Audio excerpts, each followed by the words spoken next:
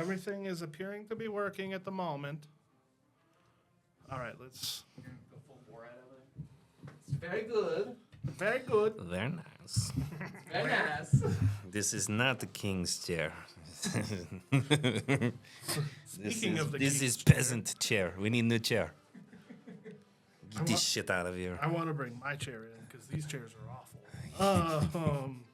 So we've talked about movies a lot of times, and I know that a series of your movies are some of your favorites, Mm-hmm. and those happen to be Indiana Jones. They are the favorite and the best movies ever made. Yes. All right, let's. I guess I'll keep my opinion to myself here. There won't be anybody winning this debate but me. But if I'm being totally fair, I haven't actually sat down and watched them, so I don't get to have an opinion. Any of about them? No. What? I think I sat down and watched one when I was 12 or 13. Straight to jail. So no, I haven't. I actually haven't watched any of them. Oh my god. I'm so disappointed right now. But so I play a lot of video games, and there's a new Indiana Jones video game coming out that looks really good. Yeah. And I'm actually super duper excited to play that one. I just haven't ever watched any of the movies. Well, grace your eyes, your ears, and your whole body for the best experience of your life. There's 5 movies. The first 3 are the 3 that you need to watch. But The first 3, huh? mm-hmm. The fourth one. So the fourth one goes and it's such a different direction than the other ones, right? Because all the other ones are I'll break it down for you, right? It's set up during essentially post World War I in World War II, right? That's the scenery for everything that happens in all of the Indiana Jones movies. Okay. So there's lots of Nazis. There's lots of, all the different. He's going on archaeological quests to go find things that the Nazis have stolen, and most of them have to do with things from the Bible, like Raiders of the Lost Ark. They're looking for the tablets, right? So the 10 Commandments, Okay. right? So the Ark is what holds the 10 Commandments, right? So in the next one, well, I guess maybe not in the second one, the Temple of Doom is just awesome, but it's different, The skull swap. Yeah. Well, no, the skull swap's on the very first one. Oh, is it? Yeah, like the gold skull. Is that what you're talking about? Yeah. No, yeah, that's the very first scene of the very first movie. Oh, really? Yeah. That's awesome. Yeah, but anyways, but they're all they have like this basis of like they're finding things from the Bible, and they're it's awesome, right? And Indiana Jones evidently is impenetrable to everybody's bullets, because there's like a million times he's being shot at and he never gets hit, and it's amazing. Yeah. I mean, the whole when he shoots, that was actually improv. That was not the scene scripted that way. When the guy comes out with the sword. Yeah, don't bring knives to a gunfight. Yeah. But I know that we've talked about that quite a bit, and then like Harrison Ford is a really incredible like story as far as putting in hard work and what happens from that. Mm-hmm. He was a carpenter in Hollywood. Yeah, not just a carpenter. He's a Finnish carpenter. Yeah. And he was a Finnish carpenter until he was in his late 30s. And that's when he started acting. Yeah, he, as a personal favor to someone, was doing some carpentry in the offices. I don't remember the guy's name, but it was a set of offices. And he was cleaning up. He was doing them overnight because he didn't want to be, in his words, that guy. He wanted to be perceived as an actor. So he was doing this as a personal favor, but he wanted everyone to see him as an actor. So he intentionally was like, I won't do it during the day. I want to do it overnight so that I'm perceived as an actor. Mm-hmm. And he happened to be like cleaning up in these offices that he was doing this personal favor in. And George Lucas and Richard Dreyfuss came in, and that's kind of all she wrote. They like struck up a conversation and asked him for like a favor to like read lines alongside some of the characters for Star Wars, like people that were auditioning for Star Wars. Mm-hmm. and I guess he interacted with multiple versions of the princesses. Mm-hmm. And so he ended up landing that role because he was doing this personal favor and, you know, right place, right time. And, but also hard work. He worked for years as that, like you said, a finished carpenter while pursuing his dream. Oh, yeah. And I don't know. I found that was, well, I just thought that was super interesting, but.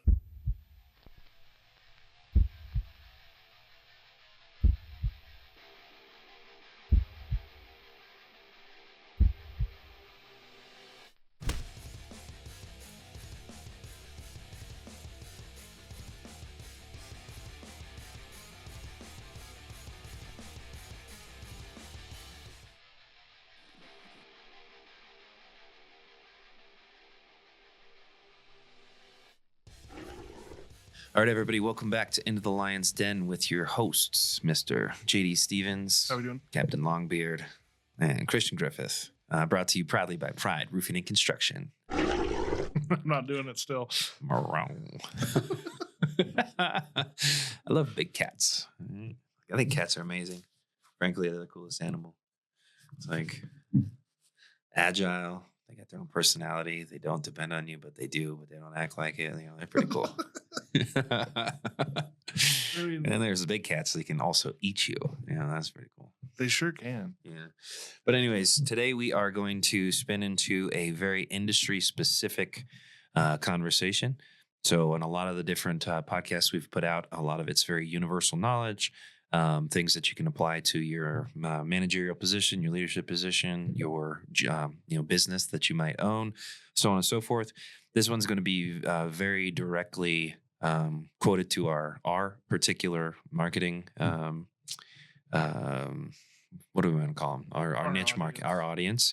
And we're going to talk a little bit about the crazy stuff that happens inside of storms.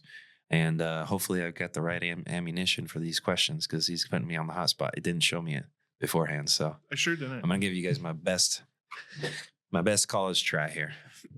So we're going to hit him like with these questions, kind of like we get from a homeowner. So in this specific exercise, we're just going to talk about typical questions we see from our homeowners and, use this as a place to direct our homeowners potentially.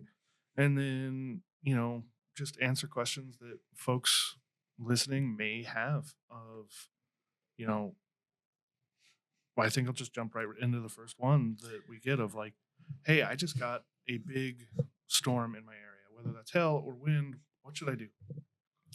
What should I do? Well, first off, don't freak out. It's time to start making some calls.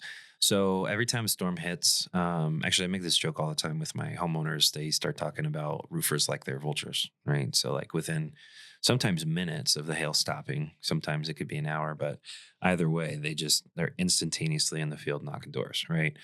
That's for a specific reason. We're all running off of very technologically advanced storm data, right? So everybody knows where the heaviest impact is. Everybody knows, they have their strategies, their battle plans, all that good stuff.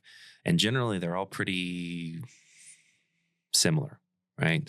So it's, let's go after the larger estates first in the heaviest density of the storm, so on and so forth. And we'll spread out and we're going to, work these territories. We're going to place our people here, blah, blah, blah, blah. Right.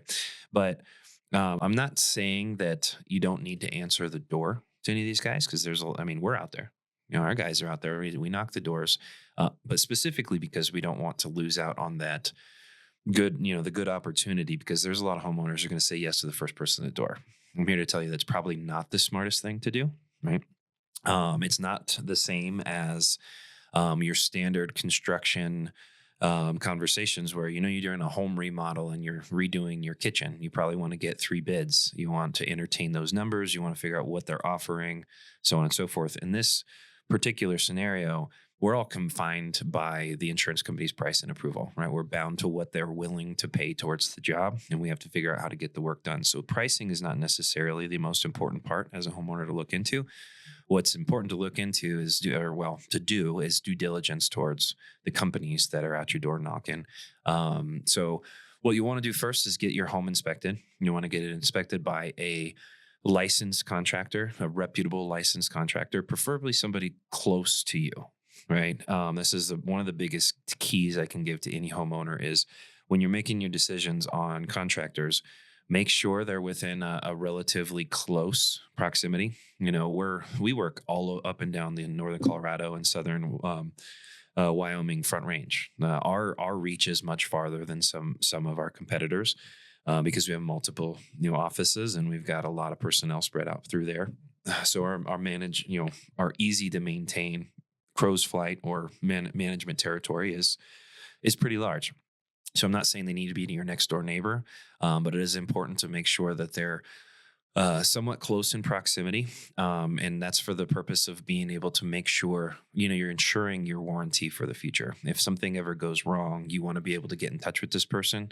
And then the other piece to this is you want to make sure they have an actual standalone facility that you can walk into. If the phone number you were given at the beginning, for some reason, maybe that employee is no longer part of the business and they're not answering their phone. You want to be able to walk in and talk to a real human, not a robot, and have your questions answered and your concerns heard, right? So first thing is to have your home inspected. And like I said, it needs to be a licensed contractor, a reputable organization somewhere relatively close. And those people need to be insurance specialty workers, right? There's a lot of roofers in the world, but there's a lot of people who are really unfamiliar with the insurance claims process. And so these people need to have a fair amount of weight to be able to, and I guess experience is probably a better term. They need to have a fair amount of experience working through claims processes to be able to assist you as your advocate, right? Yeah, I mean, and we've seen a lot of that. What happens when somebody's not local? Yeah. Hey, I haven't heard from this person in quite a while. Like, I told you guys no, but like, could you come give me a second opinion? Because I can't get a hold of someone. Mm-hmm. Because also with big hailstorms, especially in the Colorado area, we see a lot of, we call it squirrel, of like, they just chase the next big storm, the most current storm, because people get sick of you knocking on their door. Mm-hmm. Well, yeah, they're going to where they find the lowest hanging fruit is in more abundance, right? So they get squirrel syndrome. And you guys, you Colorado, Wyoming residents, so listen to this, you know that there's not going to be just one storm every summer. There's going to be a bunch of them. And so they're going to swarm in. There's going to be the highest density of all of us out there in the first storm. And it's going to get less and less and less as the year goes on because they're spread out. But the guys that have squirrel syndrome, they're going to pick up 5 jobs here. They're going to drive 45 minutes to the next storm. They're going to pick 5 jobs there. And that's in and of itself is very crippling to them. It's poor strategy because then they're not able to really serve those clients because they're so spread out. We talk about this with our guys all the time. Yeah, we've had guys do it where they have clients in like Cheyenne, and then they'll have clients in just north of or just south of Denver, and then they'll have clients just in Greeley, and then clients in our backyard, and it's like, man, what happens when you get an adjustment and that job in Denver, and then get a adjustment in Greeley? Like, yeah, and they happen to be an hour away from each other, but set within 30 minutes of each other. Do you have backup? Do you have support? Are you going to be able to really help these people? It gets pretty dicey. But notice, guys that are watching, I mentioned the first thing is the inspection by a licensed contractor. And I said that on purpose. A lot of people will go direct to their insurance carrier. And the reason I'm saying don't go directly to the insurance carrier or the claims department is because if you make a claim and you haven't verified the damages, you're stuck with that claim history. If you have an honest contractor like us that go out and we inspect the property, we're not going to encourage a claim with something that's very marginal or something that can be repaired easily. Right? We want to protect your claims history, your premium amounts, your deductible not constantly accelerating. We want to make sure that this is absolutely necessary prior to engaging the insurance company, because if you start that domino, you can't stop them from falling. Yeah. And that actually segues right into another question that we get all the time of like, well, if my claim is denied, what happens? But also, if I file a claim, isn't my premium going to go up? So I kind of mentioned that. That is a good segue into that. When the claim is open, now the adjuster's responsibility is to report back all of the true data. right? So when they go out, they're going to document every damage. Now, if those damages are very minimal, they're still going to report those damages back to you. And what that means is, maybe the roof is fine, which is generally, 70% of the claim value is in the roof. The roof is a very expensive trade.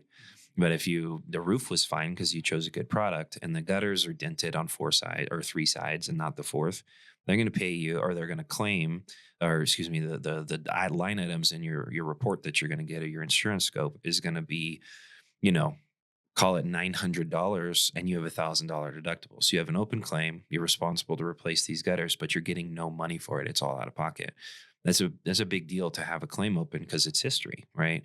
Now, the insurance carriers are not supposed to penalize clients for when they make a claim. This is an act of God. Hail and windstorms is considered an act of God. It's outside of your control. What's inside of your control is things like, you went on vacation, but you left the faucet running and it flooded your kitchen and then into your basement. That's something where you're definitely going to get penalized because you're either a neglectful or irresponsible homeowner. So that's going to directly influence it. But making a claim, it's actually very common misunderstanding by people in the or homeowners that making that claim is going to be the direct influencer to your accelerated premiums or your deductible. Actually, when the storm happens, everybody in that zip code is going to see a premium increase whenever their next renewal is, because that zip code became harder to insure.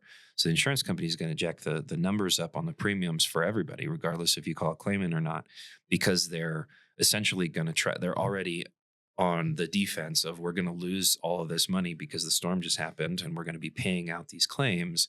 So we're going to counter that by increasing everybody's premiums and the cost to have this coverage, right? So just sitting on a storm and just pretending it's all okay and ignoring it, you're still going to have the same impact as the homeowner. You're still going to have elevated premiums, potentially deductibles changing or options being removed from the table, things like that. So make sure you're informed. If you're a homeowner, this is the information that you want to hear. The storm happened. This is a catastrophic event. You have damage. You need to rectify this damage because there is money allotted for this. Absolutely. And that kind of plays right into, like, if you're denied, denials aren't necessarily a negative thing. Of like, that's why we say, hey, have us come out so you can avoid that denial. Mm-hmm. Yeah, you want to avoid denials. It's still claim history, and that can be utilized against you later on down the road. So, like I said, they can't penalize you for making the claim, but what they can penalize you for is making repetitive claims, right?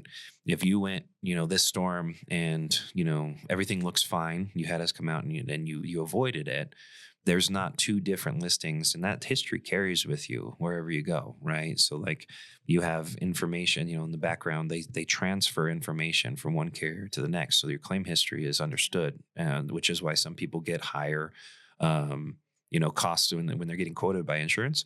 Their quotes are higher because they've had 6 claims in the past, right? So if you can avoid a storm, you should avoid the storm, right? If there's not damages that are really like this is imminent problems, and it's a common misconception as well. The hail doesn't cause an immediate problem to a roof. It doesn't cause an immediate problem to the property. What it does is it opens up new opportunities for problems. Unless you're, maybe down in like Houston and you're getting grapefruit size hail every 2 hours is what it seems like down there, right? And it's just literally breaking everything, but this hail that we get, between 0.75 inches to at max 2.25 inch hail is not going to break straight through the house. It's going to affect the surface, the shingle surface, the fiberglass, which is the water barrier. It's going to affect it, make micro cracks, and then it's going to weather out into holes. And it's going to take 2 to 5 years because it's a pretty dry climate, right? So it's going to take a long time. But the reason you want to have somebody come and look at it first before you contact the insurance is, we're going to tell you, okay, this is actually not going to weather out into holes. This is very marginal, very minimal, right? And then when you have that homeowner's advocate, the position that we sit in, and we say this needs to be done, it's not going to cause an immediate problem right now, but your insurance is not going to cover this in 2 years when it really turns into a problem. They're only going to recover it for you right now, right? So,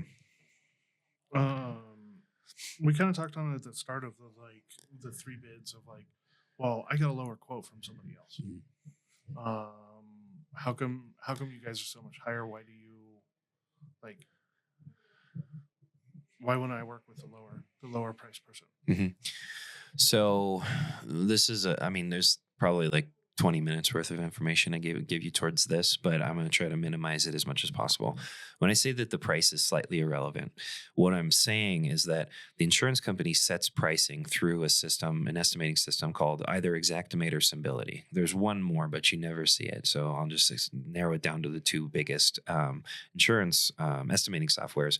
And they've already identified common market trade costs for everything.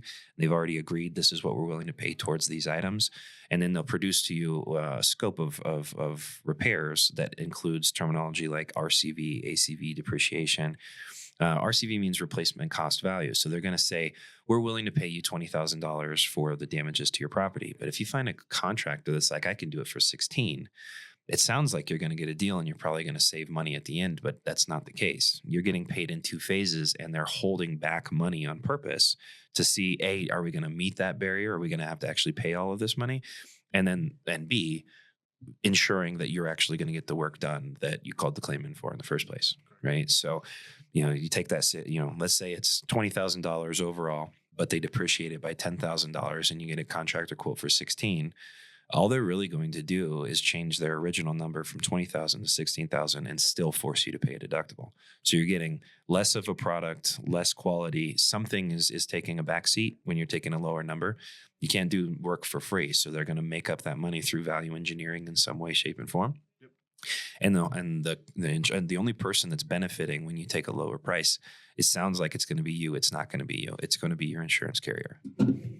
So I know that I've heard this one a lot. I've done some, working with AR in our, here at Pride, and I've heard the question of like, well, why are you overcharging my insurer? Like, I signed a contract for this much, and then you guys pre-supplement it, and now my number is, potentially $1,000 or more higher. Mm-hmm. Well, why are you guys overcharging my insurance?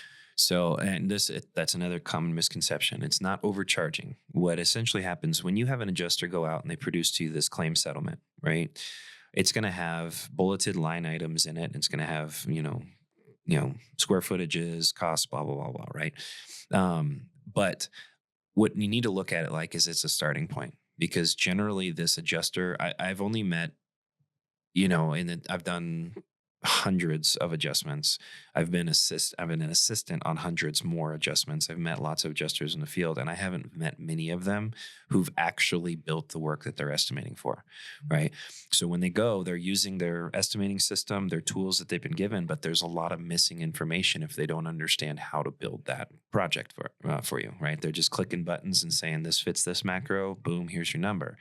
But if we look at it and the measurements are off, there's missing line items. They've left out code information. They're not quoting out a permit. They're not quoting out dump fees, whatever it is. We have to give them all of that documentation and basically get an approval on the correct value before we start, hammering anything. And that's because if we don't, then either we're going to ask the homeowner for the additional cost because we still have to do it, or we're going to eat it. And we're not going to eat it. It's a business for profit. Profit is not a dirty word, right? Everybody in the world that has a job, the work that you're doing is for profit in some way, shape, or form. You have to pay your bills, right? So the numbers come in too low to do the work, right? Then we're going to essentially ask them for the correct value. It's as simple as that. So we're not overcharging. We're just correcting errors that they've made. Okay. Yeah, I know that I've heard that particular conversation a lot. Of like, and then also like that leads into the question of like, well, why you guys are the only company I've worked with that pre-supplements? Why are we doing pre-supplements instead of supplementing all at the end? Like, why do you guys do that? So there are a small number of carriers who have requested that all contractors, so they've basically stated we are not going to approve any form of supplement if you've completed the work. Right. So if you've started the work, you've completed the work, and you bill for things that we didn't already approve afterwards, sucks to suck. We're not going to pay you for it. Okay. Right. So there's a few carriers who have asked to have everything sent to them beforehand so that the contractor, the insurance company, and the homeowner are all in agreement on the true pricing for the job prior to engaging in the job. Okay. The other carriers They don't ask for that. But we're still going to, as a group, we've basically just stated we're going to do this universally and ensure that all prices are approved prior to engaging into the actual work. So there's never a point where we're arguing afterwards for money that should have been approved beforehand. Okay. And then kind of another common question we've ran across is, my roof is old. Can insurance buy it? Unfortunately, the age of anything on your property is irrelevant in terms of the claim handling process, right? So, and it depends on what you made the claim for as to what your coverage is going to be. So, what we've been talking about is wind and hail claims, right? There's fire claims, there's interior flooding claims, all sorts of stuff, right? But if we're talking about a wind and hail claim, the only thing that's going to be covered is things that were affected by wind and hail. Right. So if you have old dilapidated siding and the storm hit your roof but didn't touch your siding, the roof is going to be resurfaced because the storm damaged the roof surface. But old dilapidated siding has nothing to do with wind or hail. It's negligence or time or whatever. Right. Right. And so this is something that there's really young representatives that you work with will a lot of time. This is why I say, vet out your contractors, look into their reviews, find out about the experiences from previous clients, because younger people don't really understand the differentiation a lot of the time. And I don't mean younger, I'm just saying new to the industry. So there's a lot of people who start and they're just trying to get their bearings, and they're like, yeah, that looks broken. Let's try to get it covered for you. I'm going to get it covered for you. And they're giving these promises. You can't give a promise on something that you don't know how. You can't give any promises, period, through the process, because you don't know. You were not there during underwriting. You don't know what endorsements they have. You don't know their policy information. You've never seen their declaration pages. And technically, you're not supposed to ever see those because you're not a public adjuster. So if you're not a licensed public adjuster or a lawyer, you're not supposed to be reviewing all of that policy endorsement language, right? So when they go out there and they're like, that looks, my siding's falling off, it wasn't falling off before, it's kind of irrelevant because of what the age and condition of the property. You'll see that there'll be sides of houses that have true impact from hailstones, but the entire siding should have been replaced 10 years ago. And so the insurance is just going to say, no, this is negligence. We're not paying for this. It was already damaged and susceptible to future problems before this storm ever happened. It's a no-go. Right? Okay. And so to kind of like transition, we take all of this information and like, how do you teach your guys this? Of like, how do we bring this to like a leadership and that type of conversation that we typically cover of like, okay, so you're telling me all this information. Are you saying that all of your guys have all of this information and can 100% of the time convey what you just told me? So I can't say for certain that each one of them is going to have that perfect response. But what I can say for certain is all of them have the support of the cumulative total of our experience in the industry. If you were to add up all of the years of construction or insurance specialty work in our team, we're well over 300 years of experience. So if our guy that's your point man doesn't have the answer, his instruction is to find the answer, right? He's never going to make it up for you. He's never going to guess. He's going to ask his manager. If his manager doesn't have the information, they're going to ask their executive manager. If they don't have the information, they're going to ask me, right? And you just heard, I know a fair amount about what's going on in this industry, right? We have a lot of cumulative experience, so we utilize that information and we provide incredible support to our guys in the field. Yeah, and that transitions into the like what we were talking about with my role of like the systems and building out the systems of support and everything that we do here. Of none of our guys are just kind of like hanging out on a rope trying to figure it out. Mm-hmm. We have, daily kickoff meetings with our team, with our field team, and then we have weekly meetings among management, and that's where all of these, when we talk about specifically last week, when we're talking about everything that I do in these processes, it's not that I'm grading all the processes all the time. Typically, those processes are driven by customer experience, internal management feelings of like, hey, this is what's going on and we need to fix this so it doesn't happen again. Mm-hmm. And how we drive all of that back into like what we talk about weekly here, of all of that stuff weighs in with these questions from the homeowners. Mm-hmm. And we take these questions from homeowners very seriously, and we identify them, so that, you know, whoever is at your door right after that hailstorm of like, what should I do? Mm-hmm. When they knock on that door, they're equipped with as much information as possible that they have received to that point. But then they have, like you said, that 300 years of background knowledge of like, we have a generational contractor that works with us. Mm-hmm. And so it's not just his knowledge, he also has all the knowledge that was imparted on him from years of working for other companies, Right. And working for his own company. So I mean, all of that plays into it. Mm-hmm. Well, and you know what? To boil it down into its a simplistic form, when you're vetting out contractors for work like this, what you should get, the thing that should help you make your decision should really be understanding the foundational principles that company works off of, right?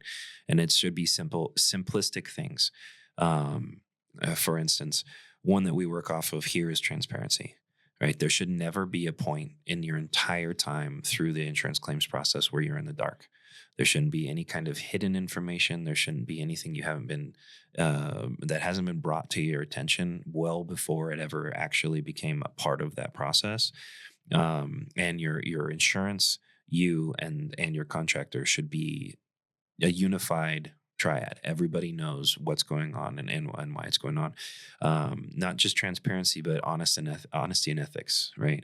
There's a lot of guys in this industry. We've had like 15 different podcasts where we've mentioned these or videos that we've made where we've mentioned this common concept, which is eating deductibles, right?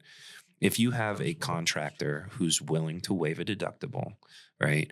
That should be the first thing that you ask, right? You should be asking for it as if you want it, but knowing that if they play into it, this is not a contractor that you want to work with, right? If they're saying, yeah, I'll waive that deductible, or I'll gift card it back to you, or I can't gift card it back to you, but I will put a marketing sign in for the same value as your deductible, so I'll pay it as a marketing expense.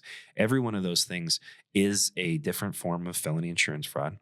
Because every time they do that, what they're doing, it's actually two different citations. One, they're billing the insurance company the full value, then going to bill you something different, which means this was fake and this was real, right? So it's fraudulent, accurate, right? So they're earning money off that. And if they're helping you make money off of it, homeowners, and this is part of the policy that you've agreed to. When you read through those 100 pages of documents, which most people don't, which is why this is probably new information, right? So like, who wants to read a 100-page insurance document, right? But what it talks about is you cannot profit off of a loss as a homeowner. That is 100% illegal. You can't take that money and do what you want to with it. It's assigned for the damage, right? They're fulfilling their part of the obligation, and you're supposed to fulfill your part of the obligation by paying your deductible and using the money for what it's assigned for, right? That's it. That's as far as it needs to go in that conversation. So if you ask your contractor, hey, can you waive my deductible? And they say yes, politely ask them to leave the property, because what they're doing is they're committing a felony on your property, and then they're making up for that money, that they're waiving, quote unquote. They're making up for it somewhere along the line in terms of the material that they're going to give you, the assembly, strategy that they're using. Maybe it's, semi-funky permitting things. Maybe it's lying to the insurance about which trades are being done when they're really not being done. All sorts of stuff. There's a lot of ways that these guys in our industry have learned to skin this cat so they can offer it. And frankly, it just should not happen. I know that nobody wants to pay their $1,000 or $2,000 deductible. You work hard for your money. I get that, right? But you have to think about the long-term effect of that. If your contractor makes, questionable, legal decisions doing your work, they're going to make more and more of those questionable decisions through the process to make sure that they earn money off of it, because they still have to pay their bills. You are also you're culpable to the event. So it's a felony for them and it's a misdemeanor for you. Right. So now your name's on the line for doing whatever you're doing with your contractor. That's probably as far as I need to go into that concept. Frankly, and then some states it's not the same, right? So when you get the storm chasers from out of whatever state doesn't have that same law, they can promote that in their own state. But here in Colorado and in Wyoming, it's a different bill, but it's Senate Bill 38. It says very clearly, you read Senate Bill 38, there's subsections to it. Everything is talking about all of the ways, the proper way to run your claim, and all of the different ways where it would be cited as fraud and you would be pursued in a court of law based off of it. Yeah, the Colorado Senate Bill 38, 2012 specifically, if you're trying to Google it, is very particular about what it's outlined, but it also provides protection not only from like, hey, you're not allowed to pay deductibles, which is a protection for the insurance agency, but it also gives you, the homeowner, protections of like, if you sign a contract with someone and insurance denies it, you're no longer in that on the hook for that claim of like, this claim was denied. I have the protection from Colorado Senate Bill 38. It's not just talking about deductibles of like, hey, they're not allowed to pay your deductibles. We're just going to get real technical with you on this. But there's protections in there for the homeowner also. You have the right to rescind a contract up to 72 hours of like, hey, I signed this and I don't want to do this.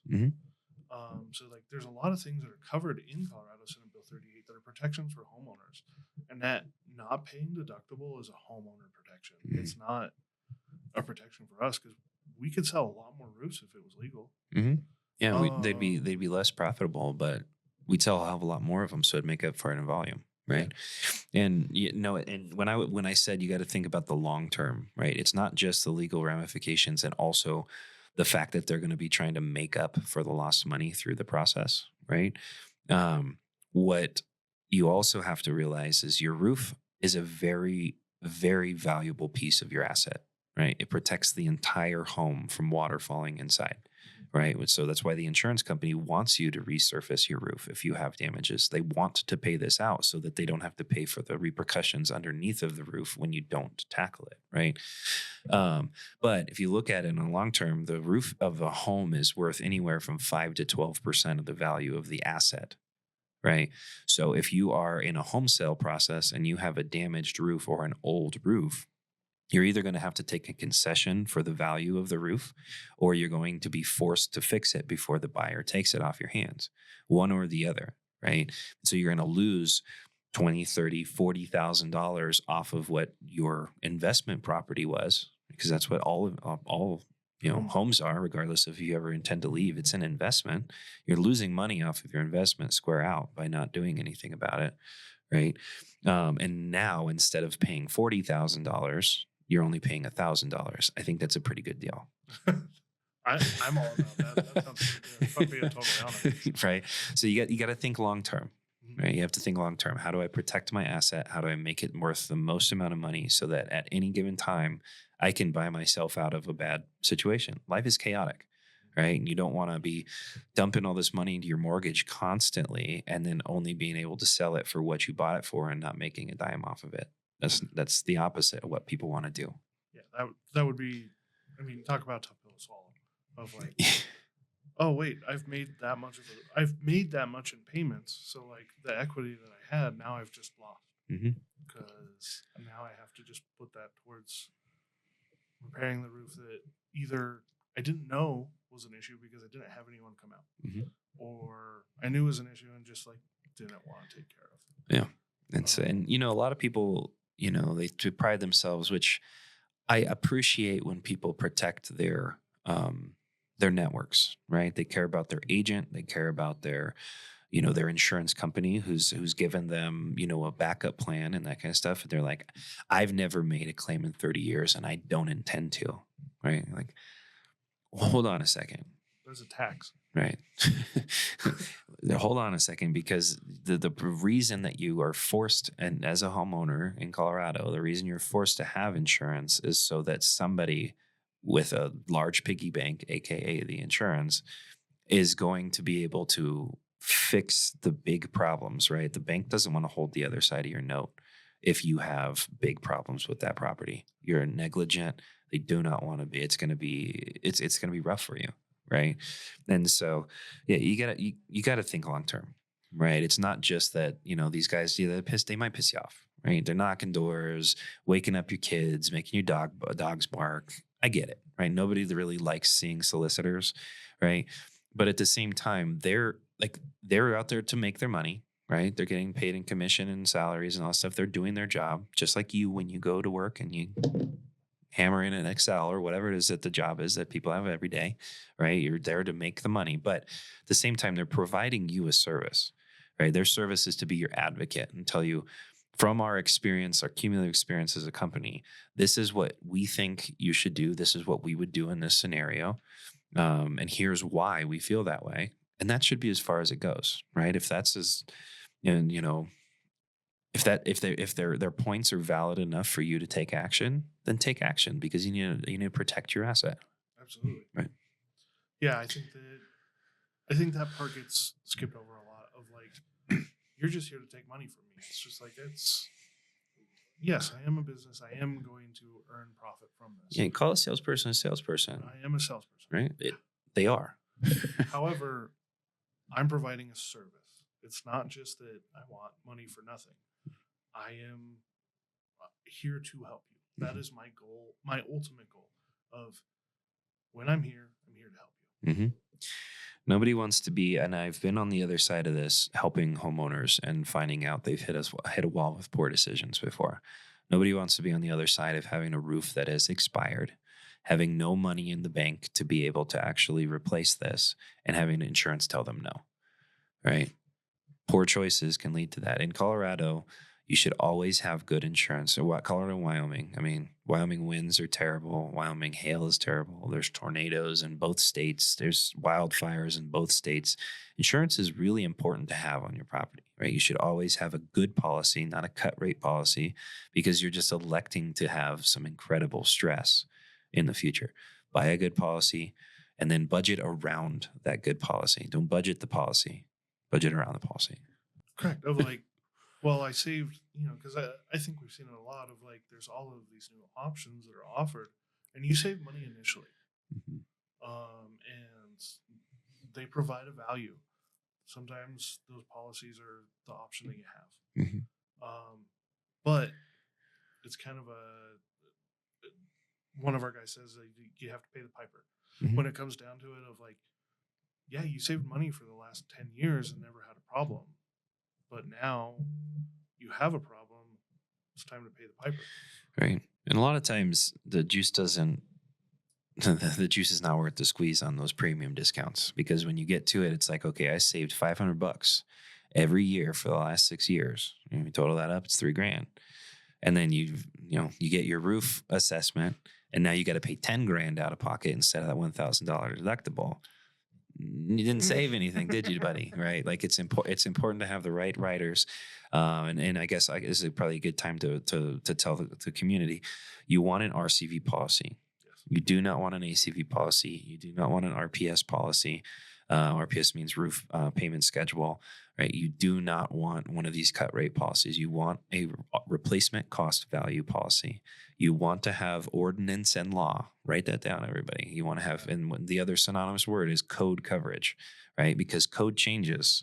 And if it changes where you are and you don't have that in your policy, then you're paying for all of the increases that are necessary to bring it to code in your municipality, which can be very expensive. It can be. And I can speak very specifically to that because I did a lot of permitting here. Of like, there's still a lot of municipalities that are operating off of like 2015 code. That was the most recent version of code that they put in.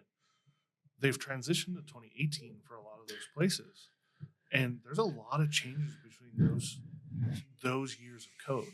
Mm-hmm. Like, they don't renew code every year. I think that the next one comes out 23 or 24. 2023. Yeah, 23. Yeah. So they've written it, but it hasn't been issued. It hasn't been issued. So like, there's going to be code changes that happen there, and like something like, I know that ice and water was added into the 2018 code. Mm-hmm. That's a ice and water per roll is a very expensive thing in and of itself. It's a very technologically advanced roofing system, Correct. right? I mean, technologically maybe is not the right term, but your home is more protected when these code pieces go into place. They're going into place so that homeowners have a better exoskeleton, better suit of armor around their home, right? And certain municipalities require a better suit of armor than others, but it's only a matter of time before they all evolve. So if you don't have that code endorsement or ordinance and law, right, you don't have that coverage, you're on the hook for that value, right? Your contractor can tell you it's going to be deductible and nothing more. Well, if they haven't read your deck pages and find out you don't have that, Well, it's going to be a hell of a lot more than a deductible to get the work done. So that's what I mean by don't take shortcuts on the policy. Get a good homeowners policy, protect your asset, and then make sure that the people that you hire, their intention, obviously they're going to make money through this process, but their intention the whole time is to protect your asset and serve you. correct. And that's the big thing. I think the thing on that of like when we're talking about the code of ethics, to like really one of the big ones for us is do every project as if we're doing it for our mothers. I know that we've talked about in the past of like how many of us had either working mothers or single mothers for most of our life, and so we bring a lot of value of like, I want to do this the way I would do it for my mom, and we take that to every homeowner, and that is our goal for every project we do here. Yeah, Carol, a whole hell of a lot about our moms. That's the shout out without saying it to Nini. But I think it's important to talk about that like a little bit more in detail. You know, when you're vetting out your contractors, you really need to get a good feel. You need to understand what it is that they represent. Right? Are they in it specifically for the transaction, or are they here to help you? And you're going to find that out by just simple question and answer. Yeah. Right. It's incredibly important for us as a team, you know, to build long lasting relationships. Right. Our intention is not like we use the best products that we can get our hands on. And we always use the best products that we can put our hands on. I know many of roofers who purposely will say that they're giving you a good product, but give you the worst product because you look like you look to them like a repeat transaction. Correct. You're right? Uneducated, or it's right. a And repeat so transaction. they're like, oh, I'm going to put this shit shingle on your roof because hail's going to hit again in the next 2 to 3 years. And I'm coming straight back and I'm going to put another shit shingle on for you. Our intention as a group is not to ever, we don't want to redo your roof unless there's, you know, absolute catastrophe that happened to the roof. And then happily we'll help you and we'll serve you. Right. But we want the roof to withstand, and we want you to be so excited about that you're willing to tell your neighbors about that. And we work off of the word of mouth. Right. Yeah, absolutely. I mean, this year, we've had multiple people on our team speak to, like, we've gone and re-inspected previous homeowners, and it's been 3 or 4 years since we installed their system, and there's been multiple hailstorms in that area. And like, we've had homeowners tell us, I'm the only person on the block who didn't have to get a new roof. Yeah. Just yesterday, I was on one of those roofs. I installed a legacy class 4 shingle from Malarkey. So it's the gold standard shingle. We installed it more than 3 years ago.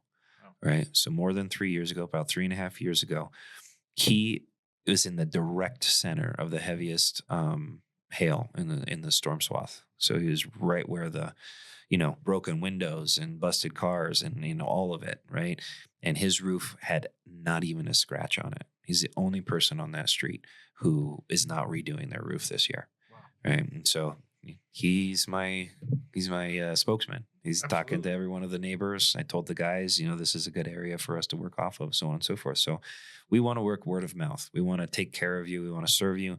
And if you're working with a contractor where you're not getting that understanding from them, and it's very much transactional, you know, you might get an okay job. I'm not going to say it's going to be terrible, but you're probably not going to get TLC VIP treatment.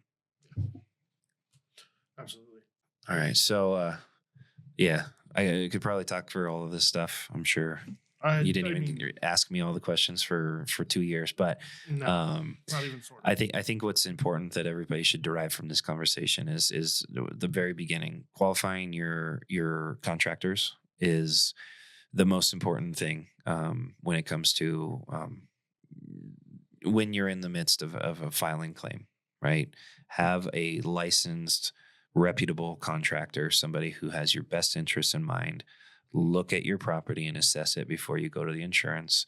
And if they guide you into the insurance process, then they need to have your hand the whole way, right? They need to be your saving grace and the person who's going to bear the burden of all that stress, take it off your shoulders and do this for you and do it right.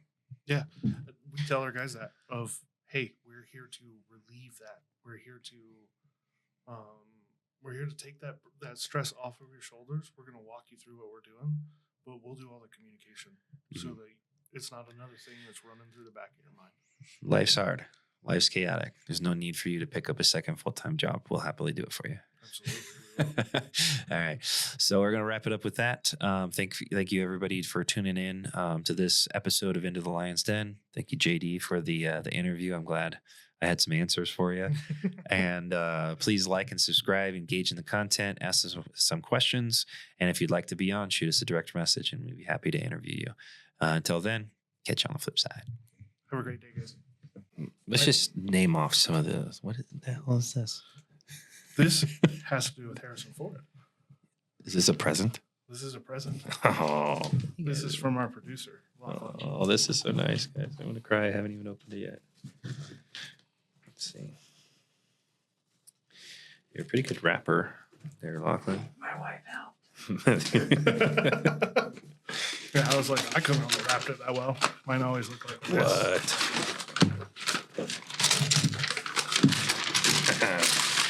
Check this out. Hell yeah. That's awesome. This is amazing. You know what's the movie this one's from? It's from the third one. So they're running away, they're on the quest for the Holy Grail, the cup that, Jesus' blood was spilt into when they stabbed him in the final death blow. And anyways, long story short, they're running away from this guy, and then they drive through this tunnel, and he goes in and he blows off the wings and whatever. He blows up, but then another one comes out of nowhere, and his dad, who's Sean Connery, by the way, who's the other man's man, right? So if I have a second favorite to Harrison Ford, it's Sean Connery, right? And he gets his umbrella and he starts running at these geese on this beach, and they fly up, and it just blows the windows out of the thing, and he drives into a mountain. That's how cool Indiana Jones is. This is great. Thanks, Lachlan. This is really nice. The only stipulation was that you have to build it yourself. Oh, but Gabe's going to be pissed. He can help. All right, well, that's staying on the table. Yeah, man, thank you. Yeah. So let's talk about Harrison Ford in all of his glory. Okay, he's Han Solo. He's Indiana Jones, right? He's a cowboy who fights aliens, right? You never seen the movie Cowboys and Aliens? Yeah. I can't say that I have. Oh my God, come on. If you asked me, out of 100 movies, if I had seen them, list Fugitive. 100, no. Out of 100 movies, I bet if you listed off 10. Tommy Lee Jones faces off with Harrison Ford. No. Oh my God, I'm gonna cry. Air Force One. Maybe, but I don't think so. I'm so burned. I'm probably thinking of Con Air. That's the one I've where seen it Con says, Air. Get off my plane. That's Air Force One. Okay, cool. Yeah, he's the president, and they try to hijack the plane. But he was before he was the president, he was a special forces guy, and he hides in the plane and saves his family from all these terrorists on the plane, and then fucking murders them and throws them out the door. And No, yes, I definitely. Okay, I have seen that one. That's one of the I have seen it. It was just on TV way long ago. Do you like suspense, semi-horror, semi-suspense movies? If it's truly horror, hard out. Okay, it's not. It's not. It's just suspense and kind of eerie. Oh, yeah. What Lies Beneath? Excellent movie. It's probably underrated in terms of Harrison Ford movies, but it's awesome. Lies Beneath. Mm-hmm. Okay. Really cool. Yeah. And don't forget, he will be coming back as president now.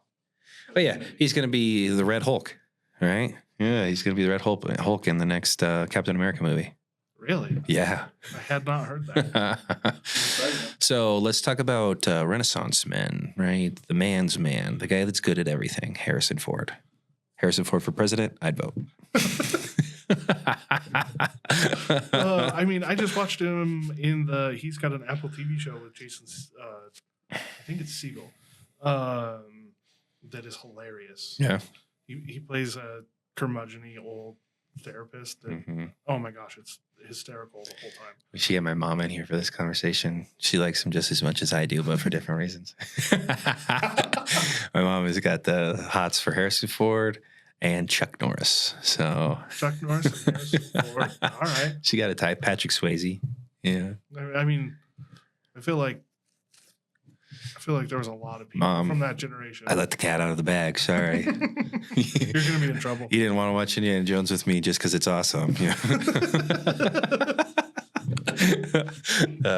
Fair enough. Yeah. No, actually, I was weird about Indiana Jones when I was a kid. My mom told me that it was I was really rambunctious, just a normal toddler, whatever. But if she turned on Indiana Jones, the movies are like 2.5 hours long. I would literally sit still and stare at it and not move a muscle the entire time. Just locked in. Locked in.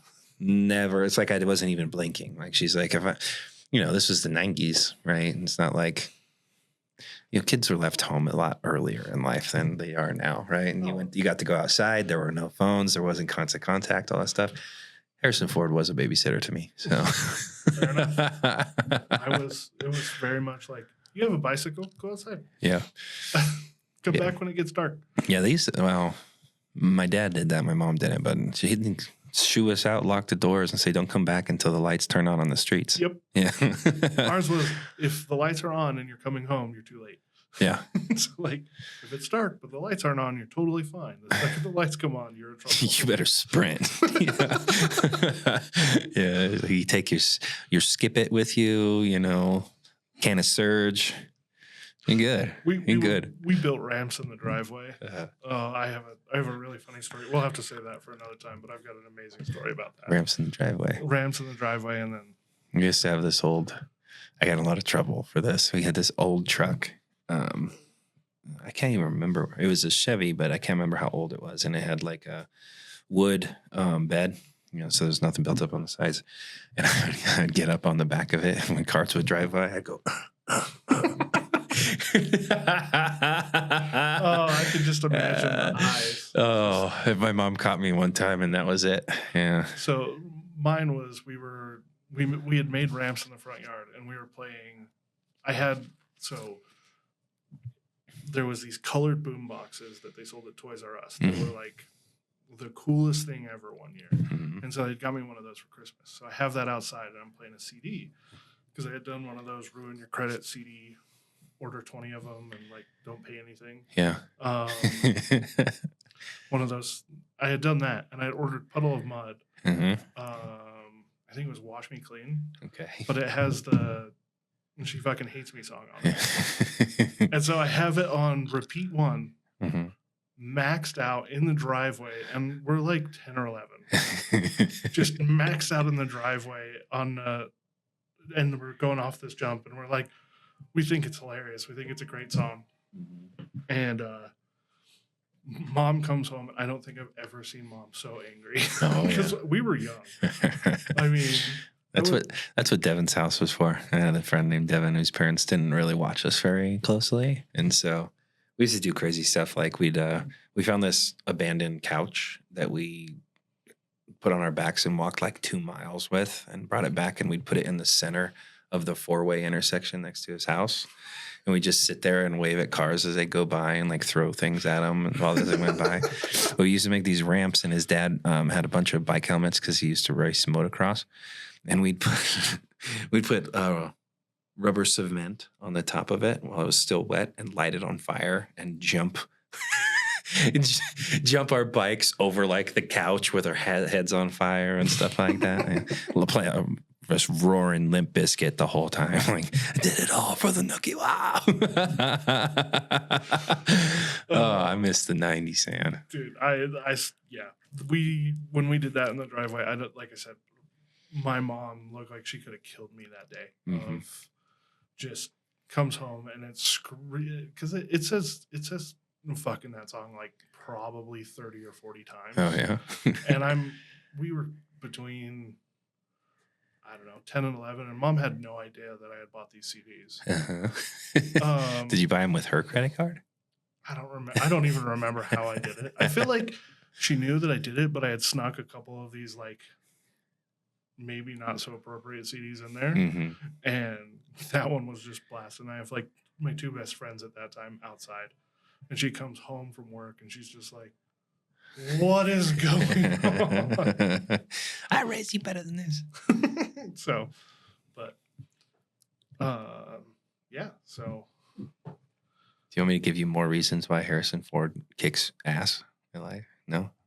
Rapid fire. No. You guys can figure this out for yourselves. Go watch the ones I stated and tell me that I'm wrong. And then I'll tell you you're a fucking liar. Okay? one last Harrison Ford. Did you know he has a spider named after him because he's an environmentalist? I had no idea. Yeah, he's got a spider named after him. What's it called? Harrison Spider or something? It's in the back half of the name, so it's. I should have wrote it down by the time, but he has a spider named after him. Yeah. Well, he's a man's man. I mean, it's like I would understand why, my girlfriend would cheat on me with this guy, right? I would. Right?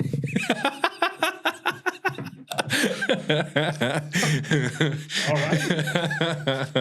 right. Just kidding. Not gay. Yeah. Not that, yeah. Not that there's anything wrong with that. Let's go PC. Not that there's anything wrong with that. I'm just saying, guys, look, he's the man's man, all right? He's cool. He's cool. He's Han Solo. Look, he played Han Solo and Indiana Jones in the same year. Like two of the greatest trilogies ever made. Spielberg, Lucas, massive, amazing works of art. And he's the lead character in both of them, or at least the semi-lead in. I mean, Han Solo and Luke Skywalker. I still think Han Solo's cooler, but, whatever. How dare you. Hamill's great. He is. I'm just saying, Han Solo is cooler. His character, he's a rebel, right? And he's literally like getting good guys across to the bad guys' territory in the Millennium Falcon. I mean, it's pretty cool, right? We're probably at an. He's a rebel of the rebels. Technically, he's a criminal, but yeah, but I mean, what are the laws really like in the space? I'm sure they're subject to debate. That's fair. But I think we'll close it there. All right, Harrison Ford for president. Just kidding.